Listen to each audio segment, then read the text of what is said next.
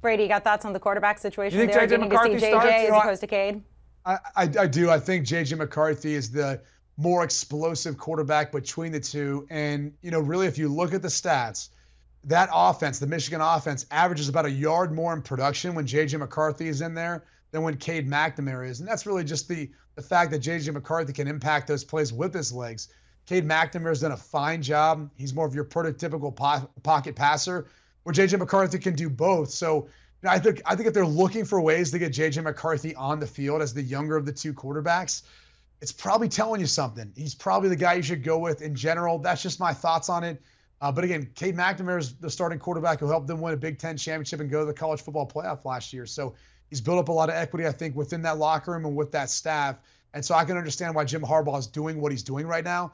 But I think eventually, if they want to climb as high as Michigan wants to climb and win a national championship, you got to put your most explosive and best quarterback out there. That's J.J. McCarthy.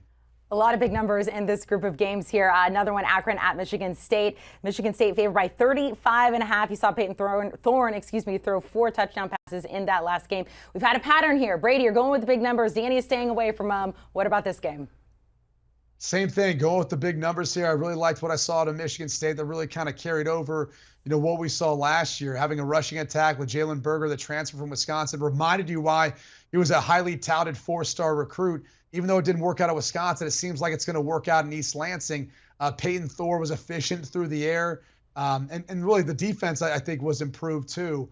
And look, you're taking on an Akron team that just beat St. Francis, which is located in Pennsylvania, by the way, for all you who didn't know out there.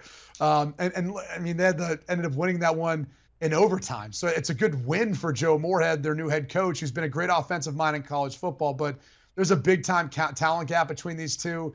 I think Michigan State's going to be a contender in the Big Ten. So I think this is one of those where they get a big win. The defense flexes its muscles on what was an awful pass defense last year, and they showcase that they've made the improvements and they're a much more complete team. See, Akron, they were overlooking their first opponent for this matchup against a Big Ten team. Why are you trying to take away from my guy Joe Moorhead's first big win in overtime? I think the number's too big. I think week 2 is the time to play the overreactions on these massive numbers.